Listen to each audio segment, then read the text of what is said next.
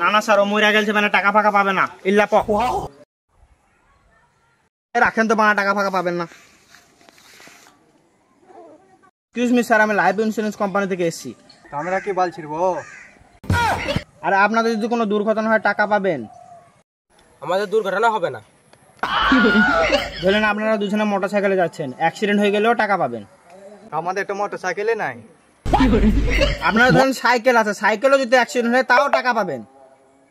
আমাদের সাইকেলও নাই।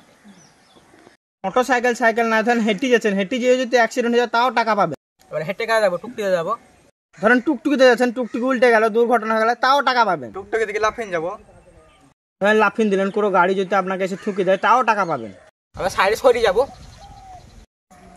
ঢের বাড়া আপনারা ইন্স্যুরেন্স করবেন কি না না না? তাহলে তো পুঁকটি পাকা মুখি স্যার, তুই ইন্স্যুরেন্স করা মুখ না গু খাওয়া মুখ, লোকের টাকা মেরে খেলিস ইন্স্যুরেন্স করে ফোন করছিস।